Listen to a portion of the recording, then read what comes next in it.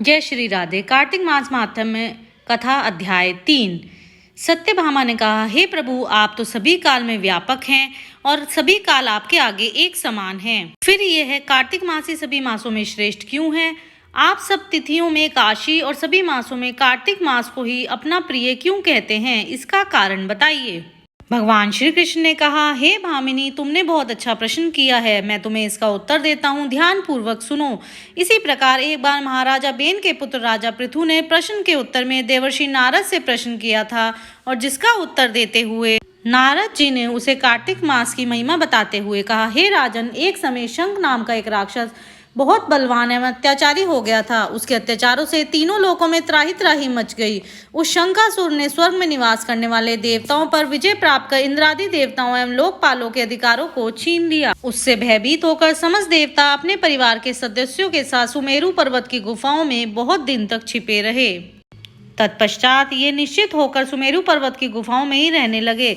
उधर जब शंखासुर को इस बात का पता चला कि देवता आनंद पूर्वक सुमेरु पर्वत की गुफाओं में निवास कर रहे हैं, तो उसने सोचा कि ऐसी कोई दिव्य शक्ति अवश्य है जिसके प्रभाव से अधिकारहीन यह देवता अभी भी बलवान है।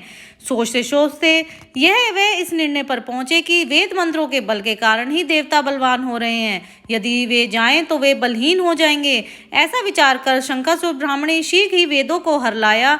उसके द्वारा ले जाए जाते हुए भय से उसके चंगुल से निकल भागे और जल में समा गए। शंखासुर ने वेद मंत्रों तथा बीज मंत्रों को ढूंढते हुए सागर में प्रवेश किया, परंतु ना तो उसको वेद मंत्र मिले और ना ही बीज मंत्र मिले।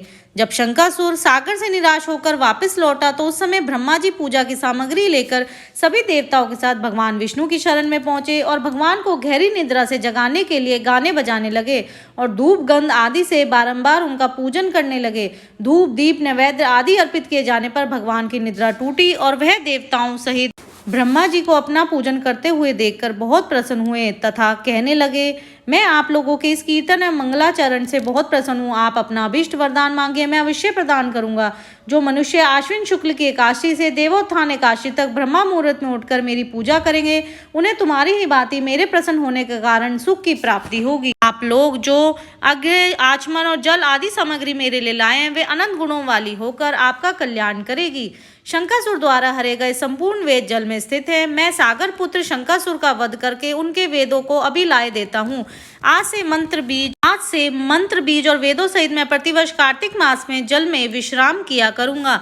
अब मैं मत्स्य का रूप धारण करके जल में जाता। तुम सब देवता भी मुनीश्वरों सहित मेरे साथ जल में आओ। एक कार्तिक मास में जो श्रेष्ठ मनुष्य प्रातःकाल स्नान करते हैं, वे सब यज्ञ अवृत स्नान द्वारा भली भांति नहा लेते हैं।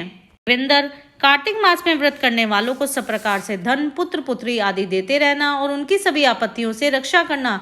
हे धनपति कुबेर, मेरी आज्ञा के अनुसार तुम उनके धन धान्य की वृद्धि करना, क्योंकि इस प्रकार का आचरण करने वाला मनुष्य मेरा रूप धारण करके जीवन मुक्त हो जाता है। जो मनुष्य जन्म से लेकर मृत्यु पर्यंत विधि पूर्वक इस उत्तम व्रत को करता है, वह आप लोगों का भी पूजनीय है। कार्तिक शुक्ल पक्ष की एकादशी तिथि को तुम लोगों ने मुझे जगाया है, इसलिए यह तिथि मेरे लिए अत्यंत प्रीतिदायिनी और मान्य है। हे देवताओं, यह दोनों व्रत नियम पूर्वक करने से मनुष्य मेरा सानिध्य प्राप्त कर लेते हैं। इन व्रतों को करने से जो फल मिलता है वह अन्य किसी व्रत से नहीं मिलता।